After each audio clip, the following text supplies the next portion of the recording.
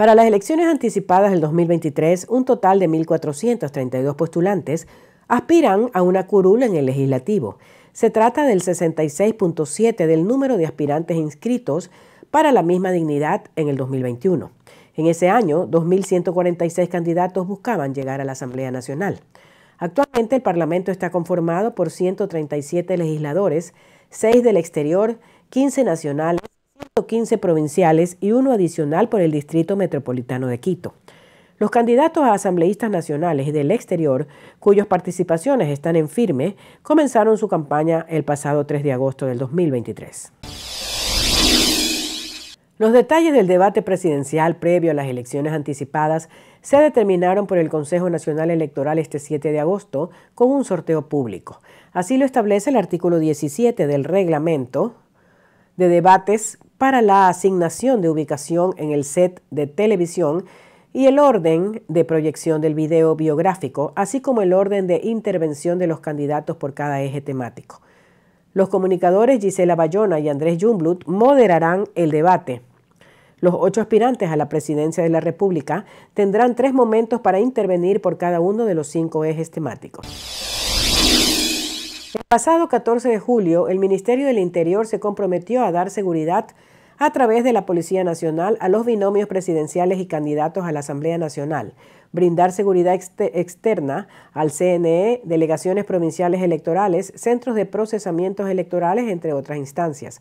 Juan Zapata Silva, ministro del ramo, informó que se recibieron 34 pedidos de seguridad de candidatos a la Asamblea Nacional en Guayas, Esmeraldas, Los Ríos y Cañar, de los cuales 31 ya cuentan con resguardo y los 3 restantes se encuentran en un proceso de análisis de riesgo. Sin embargo, todos los candidatos cuentan con seguridad policial, con lo cual cerca de 59.000 policías del eje preventivo de control y de inteligencia garantizarán la seguridad de los próximos comicios.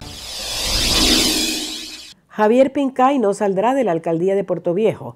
Así lo comunicó hoy a través de un video que publicó en sus redes sociales en donde califica que la inhabilitación de ejercer cargos públicos que le ha impuesto ayer el Ministerio de Trabajo no tiene efectos jurídicos. Yo soy el alcalde de Portoviejo por voluntad popular y aquí seguimos firmes, así que hagamos respetar la democracia y defendamos la decisión de los miles de portovejenses, dijo. Un comunicado de la alcaldía de Portoviejo indicó que el alcalde impugnará esta decisión y esta sanción por los canales administrativos y judiciales respectivos. También apuntan que esa decisión tiene connotaciones políticos electorales. El gobierno nacional intenta desbloquear el proceso para habilitar la operación de 157 proyectos mineros, hidrocarburíferos y de electricidad. Presentó ante la Corte Constitucional un pedido de revocatoria para que deje sin efecto la suspensión temporal del decreto y el reglamento que regule las consultas ambientales, paso previo a la obtención de las licencias. Según el secretario jurídico de la Presidencia de la República, Juan Pablo Ortiz, la CONAIE confundió los 2 tipos de consultas que contempla la Constitución en la acción de protección que presentó. El presidente Guillermo Lasso nombró a través del decreto ejecutivo 837 al coronel en servicio pasivo Luis Ordóñez Pinto como nuevo director del SNAI. Ordóñez es el 7º director en la historia del SNAI y será el 6º bajo la administración del gobierno saliente de Guillermo Lasso. La Secretaría de Comunicación indica que Luis Ordóñez es un destacado militar en servicio pasivo, experto en estrategia e inteligencia militar y que su formación se orienta hacia el análisis, la seguridad y la prevención de riesgos. Un violento asalto a un hombre que caminaba por una acera del sector Pájaro Azul junto a su hija, en el que 2 sujetos que se movilizaban en una motocicleta lo golpean con un arma y además le disparan en la pierna, genera indignación entre la ciudadanía que diariamente es testigo de robos, secuestros, asesinatos, entre otros crímenes. El hecho violento ocurrió la noche del lunes 7 de agosto. La cámara de vigilancia captó el momento en que el hombre camina junto a su hija y es interceptado por 2 ladrones. Mientras uno conduce el vehículo, su acompañante baja de la moto, amedrenta al ciudadano con el arma de fuego, le exige que le dé el celular, lo golpea con el arma y finalmente le dispara en la pierna. La escena ocurre en presencia de la pequeña, quien observa asustada todo el atraco. El Golfo de Guayaquil concentra la mayoría de casos de tráfico de drogas en Ecuador a lo largo de sus 60 millas náuticas. En lo que va del año se ha decomisado 45 toneladas de cocaína que se atribuyen a 3 mafias internacionales cuyo destino era Europa y Estados Unidos. Según una voz de inteligencia militar, los choneros trabajan con el cartel de Sinaloa, los lobos con el cartel Jalisco Nueva Generación y los tiguerones también trabajan con esa narcobanda, además de colaborar con la mafia albanesa. Un caso de sicariato se registró la noche de este martes 8 de agosto en las calles 9 de octubre y Sedalán en el sector de Cristo del Consuelo sur de Guayaquil. Tras un ataque armado, un hombre falleció y otros 2 quedaron gravemente heridos y fueron trasladados a casas de salud. Según testimonios de moradores, 4 hombres llegaron en moto para acabar con la vida de estas 3 personas, quienes se encontraban caminando por el sector. Los hombres quedaron tirados en la calzada. Minutos después, familiares de las víctimas llegaron al lugar del siniestro. Los allanamientos se realizaron en los sectores de Caupicho, La Lucha de los Pobres y Las Casas, en el sur de Quito. Según agentes de la unidad de ciberdelito, en estos barrios se distribuía material pornográfico donde las víctimas eran menores de edad. Hasta el momento, nosotros tenemos varios archivos y videos que se encontraron en dispositivos electrónicos que estaban en su poder, sobre todo en sus celulares, dijo Cristina Ramos, jefe de la unidad de ciberdelito. 4 presuntos integrantes de una red internacional de pornografía infantil fueron detenidos.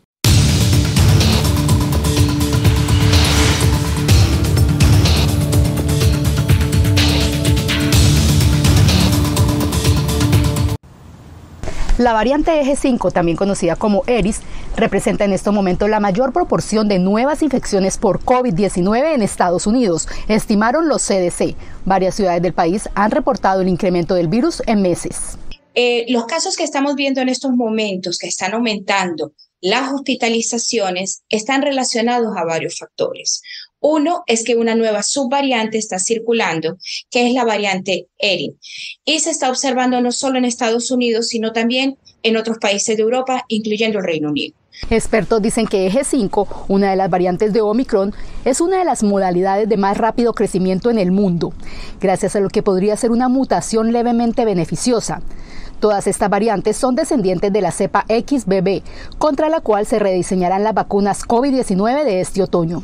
Lo importante aquí es estar vacunado y estar al tanto de las vacunas nuevas y no tenerle temor al desarrollo de una vacuna nueva. A partir del viernes pasado, se proyecta que el 17% de los casos de COVID-19 en todo el país serían causados por Eje 5.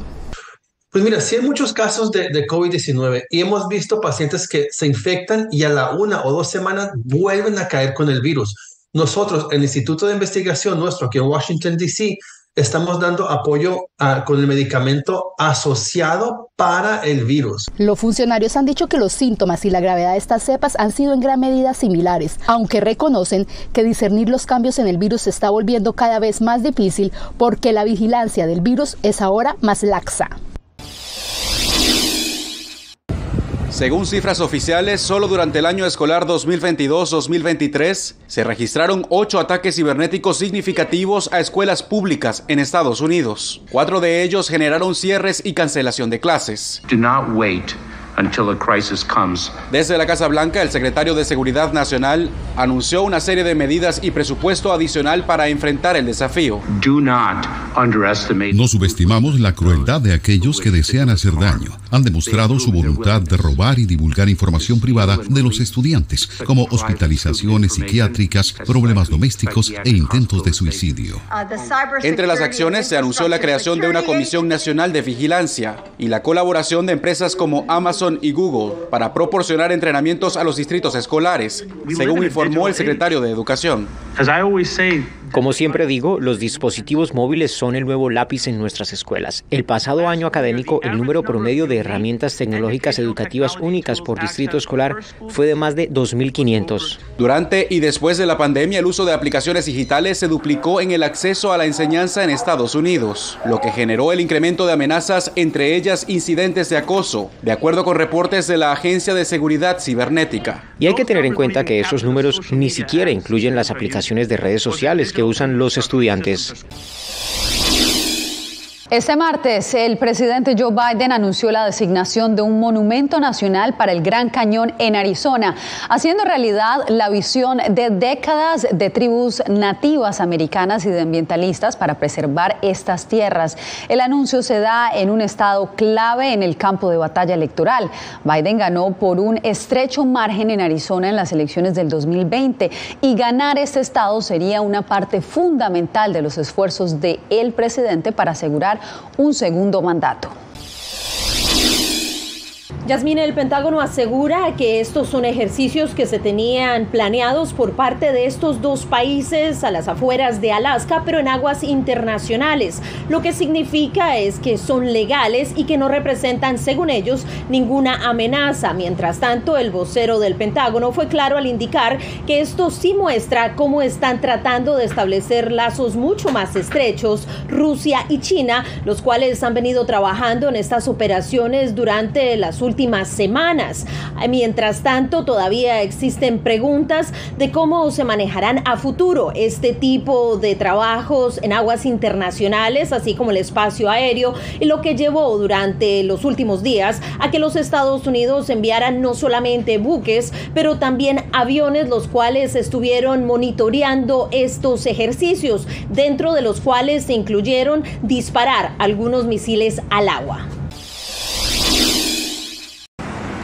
Todos los ojos están puestos en Georgia esta semana, donde se espera de manera inminente otra acusación contra el expresidente Donald Trump. La fiscal de distrito del condado de Fulton, Fani Willis, habría terminado de investigar los esfuerzos de Trump para interferir en las reñidas elecciones de 2020 y se espera que esta semana o la próxima presente la cuarta acusación penal de 2023 contra él. El trabajo está cumplido. Llevamos 2 años y medio trabajando. Estamos listos para empezar. Cualquier cargo estatal presentado sería el segundo caso que enfrenta Trump relacionado con las elecciones 2020. Willis podría acusar a Trump de crimen organizado junto con sus aliados para mantenerse en la Casa Blanca a través de varias tácticas. Solo quiero encontrar 11.780 votos, que es uno más de los que tenemos. El gran jurado fue convocado para sopesar los cargos y las fuerzas del orden ya aumentaron la seguridad alrededor de la corte. Si bien puede haber manifestantes, realmente no veo ninguna razón para sospechar que habrá violencia dirigida al juzgado, especialmente cuando habrá una gran presencia policial allí. Expertos sostienen que de ser condenado por delito alguno y luego resultar reelecto, Trump podría indultar los cargos federales en su contra. Sin embargo, no podría ser lo mismo frente a acusaciones estatales que van más allá de cualquier perdón presidencial. En este caso, podría seguir siendo presidente, pero sería también un condenado. En menos de una década, la fuerza laboral inmigrante en Texas creció en poco más de 1 millón de trabajos, una tendencia que se frenó a cuenta de la pandemia, pero que va en mejora tras haber superado la crisis sanitaria. Después de la pandemia en 2022, la fuerza laboral nacida en el extranjero era de aproximadamente 3,5 millones, lo que representaba el 24% de la fuerza laboral total de Texas. Un porcentaje que el Centro de Demografía del Estado destaca, pues aporta población en edad laboral activa. Los tejanos, como el resto de Estados Unidos, están pasando por un proceso de envejecimiento. Creo que la población nacida en el extranjero entró y llenó el vacío de nuestra escasez de mano de obra. Según el Departamento del Trabajo de Texas, los nacidos en el extranjero incluyen inmigrantes legalmente admitidos, refugiados, residentes como estudiantes, trabajadores temporales e inmigrantes indocumentados. Hay migrantes de todos los países y yo creo que todos hacemos la gran diferencia. El trabajo pesado lo hace todos nuestros hispanos. La gente ilegal que viene porque se quiere superar. Los trabajos, ya sean formales o informales, mantienen activa la economía de Texas, la segunda más grande del país después de California. Muchos migrantes aseguran que vienen a Estados Unidos a aprovechar su edad activa. Pero como 4 años es mi plan. Pero desde aquí me enamoré del trabajo y del país también y ahora ya ni me quiero salir. Hizo mi casita, hizo todo y ahorré no mis centavos. Ya hizo todo lo que Dios me regaló, pues ahora sí me voy feliz de aquí. Bueno, por la gracia de El sueño es una realidad para Uskander, su esposa y 2 hijas al lograr cita a través de la aplicación CBP One y cruzar Estados Unidos por el puente internacional Matamoros-Brownsville. Si todavía uno no se lo cree, todavía uno está procesando eso de que ya estoy aquí con mi familia. Así como este migrante cubano, miles más de diferentes nacionalidades acuden a grupos en redes sociales para recibir orientación, pero ahí es donde se vuelven vulnerables a la desinformación, verdades parciales y estafas, según este especialista en inmigración. Cuando uno está esperanzado de tener la información correcta, pero luego te dice alguien que hagas algo diferente, pues puede causar problemas. Y dice que un mal consejo, como el cruzar de manera irregular y entregarse a causa de la desesperación por llevar meses atrapados en la frontera norte de México, pudiera representar complicaciones en trámites migratorios. Te pueden negar el caso, puede ocurrir que tú haces algo en violación de las reglas o las leyes en el cual te va a afectar en el futuro. Aunque los migrantes buscan información de cómo llegar de manera segura, rápida y fácil, el hecho es que las políticas de inmigración son complejas y debido a cambios frecuentes se vuelve difícil entender el proceso legal. Yo preferí buscar más en el mismo CBP One, en el USCIS y asociarme a esas páginas oficiales y buscar información de ahí, leer mucho. Vivir en temor casi todos los días durante su trayecto a la frontera hace que los migrantes sean más susceptibles a cualquier consejo en las plataformas sociales, dándoles cierto grado de esperanza, pero ahí es donde se fomentan rumores y reina la confusión. Dairo Antonio Úsuga David, alias Otoniel, recibió una sentencia de 45 años en prisión, la máxima permitida, por liderar una empresa de crimen organizado y traficar más de 96 toneladas de cocaína a Estados Unidos. La jueza enfrente del caso, Dora Irizarry, dijo que este es el caso más serio de narcotráfico que haya llegado a este Tribunal Federal del Distrito Este en Brooklyn después del de Joaquín El Chapo Guzmán, quien fuera el líder del cartel del Clan del Golfo. Pronunció unas palabras durante esta audiencia y pidió disculpas a Estados Unidos, a Colombia, a las víctimas y a su familia. También abogó por el diálogo y el proceso de paz colombiano y dijo que el conflicto armado debe pasar a la historia. Arrestado en octubre de 2021 en Colombia y extraditado en mayo de 2022, se declaró culpable el pasado mes de enero de todos los cargos que se le imputaron. Úsuga, de 51 años, padece de varios problemas de salud, 3 hernias, síndrome de colon irritable y hemorroides, lo que fue incluido en esta audiencia de sentencia para que reciba los cuidados apropiados. Úsuga permanecerá recluido en la Prisión Federal Correccional Metropolitana de Brooklyn bajo medidas administrativas especiales de seguridad, en espera a que se conozca a qué prisión federal de alta seguridad será trasladado para que cumpla su sentencia. Los últimos 5 años deberán ser en un régimen de libertad vigilada. Un poco triste con el resultado, estábamos bregando para una sentencia más cerca a los 25 o 30 años. Sumergidos a varios metros de profundidad, buzos de la unidad de búsqueda subacuática de la policía del condado de Miami-Dade localizaron al menos 20 vehículos ocultos en esta laguna que se encuentra muy cerca del aeropuerto internacional de Miami. El hallazgo se ejecuta tras la localización de estos vehículos por parte de un investigador privado. Dice que estaba investigando un caso de una pareja desaparecida y que supuestamente la información que él tenía lo logró llevar a este lago. Cuando él entró, dice que ahí encontró docenas de vehículos y ahí fue cuando nos notificó a nosotros. Los investigadores de la Oficina de Personas Desaparecidas confirmaron que en los expedientes no existe ningún vehículo vinculado a casos inconclusos. No obstante, no se descarta que pueda precisarse evidencia de interés criminalístico en los carros. Su extracción fue ejecutada con medidas para garantizar la preservación de cualquier prueba. Por esa razón tuvimos presente esta mañana detectives de nuestro buró de homicidio por si acaso logran encontrar algo. De los vehículos extraídos ya se han determinado que algunos fueron robados hace muchos años. Parece que fueron dejados cuando nada aquí existía. Lo están sacando uno por uno, corren el VIN y hacen la investigación de ese vehículo. Otra de las hipótesis policiales es que los automóviles se hayan ocultado para cometer fraude a las empresas aseguradoras. Además, se contempla el robo y hurto. Las únicas actividades religiosas autorizadas en Nicaragua en espacios públicos son las que organizan los evangélicos protestantes, como las Noches de Gloria que dirige el pastor Cash Luna en América Latina. Estoy agradecido al cuerpo de Cristo y también a las facilidades que ha dado el gobierno de Nicaragua para esta cruzada. Desde hace más de un año, el gobierno de Nicaragua prohibió las procesiones católicas, pero ha puesto las plazas públicas a disposición para las cruzadas evangélicas. Esta cruzada evangelística Noche de Gloria, que coincide plenamente con nuestros principios cristianos de amor al prójimo, con nuestra vocación de paz y de servicio a nuestro pueblo. Abogados y defensores de derechos humanos denuncian un doble rasero del gobierno con respecto a la libertad religiosa. Por un lado, persigue a la Iglesia Católica, pero por otro lado, promueve las celebraciones y promueve este tipo de actividades con actores de la Iglesia evangélica. Según activistas de derechos humanos, el gobierno sandinista se ha sentido más cómodo con las iglesias evangélicas, pues la Iglesia Católica ha sido más crítica con respecto a las violaciones de derechos humanos. El interés real del gobierno siempre ha sido controlar. Lo que no pueden controlar, entonces lo cierran.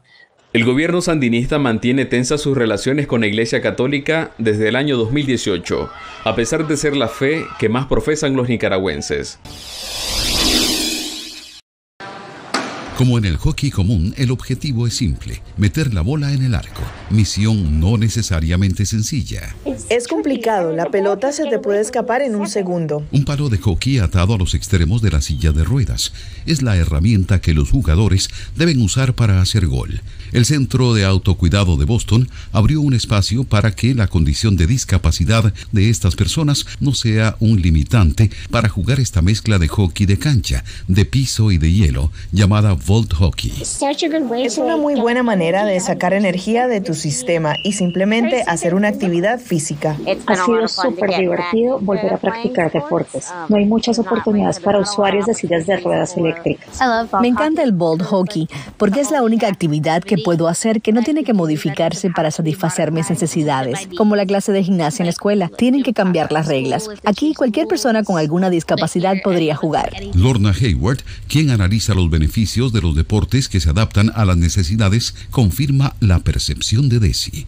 Una vez que te conviertes en adulto y ya no estás en el sistema para niños con tus padres cuidándote y estás viviendo como un adulto independiente, hay muy pocas oportunidades para participar en deportes adaptados, a menos que estés en un nivel superior y puedas entrar a los Juegos Panamericanos o alguno de los Juegos Olímpicos de deportes adaptados. Una sensación de libertad da a estos jugadores el alcanzar velocidades de más de 14 kilómetros por hora en las sillas de rueda eléctricas, que son además más rápidas que las suyas propias.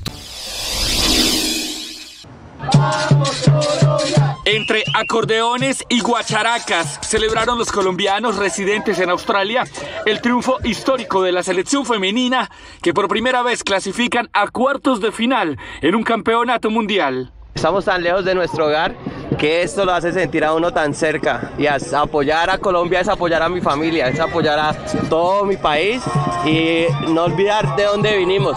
Sentimos esa emoción a flor de piel que no hay cómo evitarla. La selección Colombia derrotó 1-0 a Jamaica y se medirá el próximo sábado contra Inglaterra, rival que para uno de los entrenadores de Linda Caicedo luce como uno de los retos más grandes en este campeonato. De acuerdo, Inglaterra, una selección que ha mostrado unos destellos de muy buen fútbol, que hacen un juego combinativo entre tener mucha posesión de balón y combinarlo con el juego directo. Según el entrenador Echeverry, Colombia rompió con la mala suerte de las selecciones sudamericanas de no poder tener representación alguna en cuartos de final desde hace más de una década. Todas se ponen el overol de obreras, todas están como tal corriendo a un mismo ritmo y presionan a una misma intensidad.